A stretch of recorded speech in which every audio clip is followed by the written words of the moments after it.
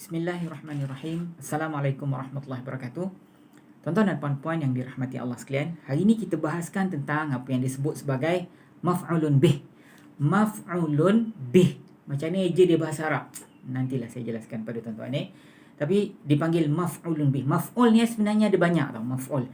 Dia ada maf'ulun bih, ada maf'ul li ajlihi, ada maf'ul ma'hu, ada 11. Ada 4 ataupun 5 maf'ul, tapi salah satu daripadanya yang paling banyak dalam Al-Quran ialah maf'ulun bih. Maf'ul, dua perkataan, maf'ulun kemudian bihi, tiga perkataan, maf'ulun bihi, maf'ulun bih. Baik, apa makna maf'ulun bih dalam pengajian kita Okay, secara teknikal dia tuan, maf'ulun bih ni maknanya yang kena buat.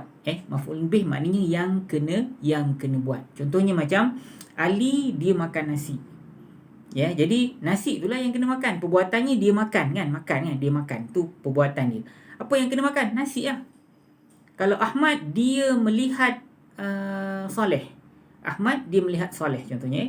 Jadi yang kena lihat apa? Saleh. Saleh itulah maf'ulun bih. Jadi maf'ulun bih ni dia kena tengok apa perbuatan dekat dalam rangkap tu. Kemudian apa yang kena buat?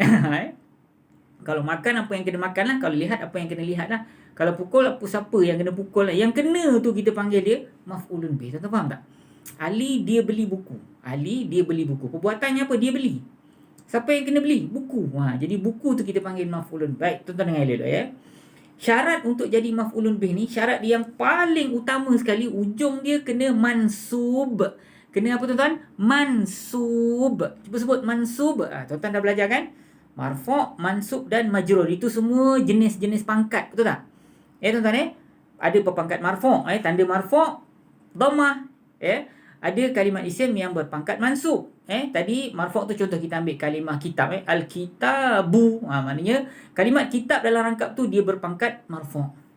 Tapi kalau al-kitaba, sekarang ni kalimat kitab ini dia sedang berpangkat mansub. Kalau al-kitabi, so kitab ini sedang berpangkat majrur. Tanda marfu' mansub dengan majrur apa? Tanda marfu' yang paling popular yang selalu digunakan oleh Allah ialah dhammah lah pada depan. Tanda pangkat mansub pula yang paling popular yang selalu digunakan oleh Allah dalam Al-Quran ialah tanda fathah. Bila ujung kalimat isim tu tanda dia fathah, maknanya itu tanda yang menunjukkan kalimat ini sedang berpangkat mansub. Dan tanda yang paling popular digunakan oleh Allah dalam Al-Quran kalau kalimat itu berpangkat majrur ialah baris bawah. Tanda baris bawah itu ialah tanda majrur. So ini pelajaran kita hari ni tuan-tuan Tuan-tuan fokus dan fahamkan betul-betul. Dia ada penambahan ni, nanti kita belajar pada hari kita yang berikutnya Maf'ulun bih. Maf'ulun bih, Kalau dalam rangkap itu kalimat isim itu merupakan maf'ulun bih, so pangkat dia mesti kena mansub.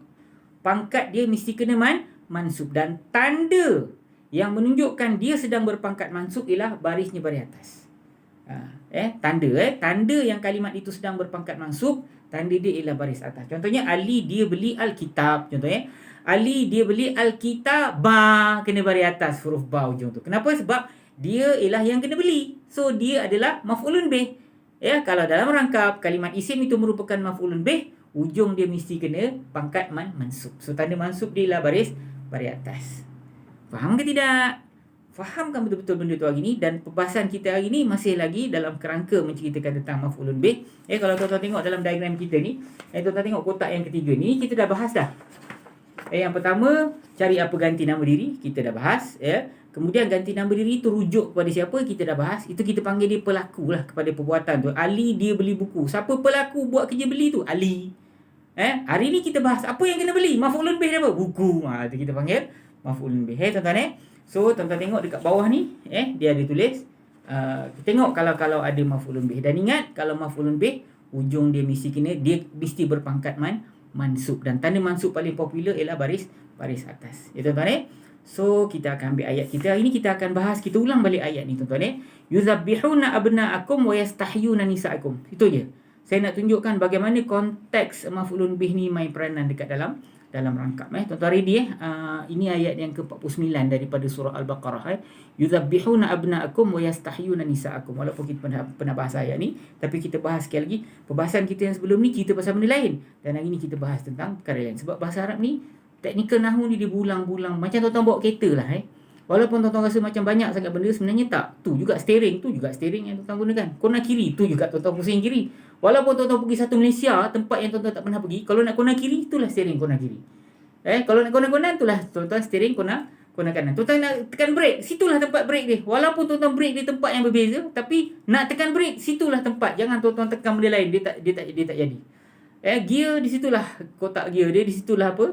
Gear tu punya handle gear dia, tuan-tuan kena tolak. Jadi sama lebih kurang macam ni tuan-tuan. Dalam Al-Quran tuan-tuan jumpa kaedah dia sama juga. Itu juga bila nak pakai brake, kita pergi dekat brake. Bila kita nak tukar gear, kita pergi kat tempat gear. Nak start engine, pergi dekat tempat starter. Macam tu juga. Walaupun tuan-tuan mula-mula nampak macam banyak, tapi akhirnya benda tu jadi mudah pada tuan-tuan. So tuan-tuan, sekarang ni kita tengah bahas pasal maf'ulun bih. Dan maf'ulun bih ni kita jumpa banyak dalam Al-Quran. Hari tu kita bahas ayat yang sama, tapi tentang cerita lain. Isim, fa'il, haraf contohnya. Tapi hari ni kita jumpa juga ayat yang sama, tapi kita bahas tentang perkara maf'ulun bih. Ya tuan-tuan, maf'ulun bih. Okey, tuan-tuan tunggu. Bentar lagi kita tengok ayat Quran insya-Allah.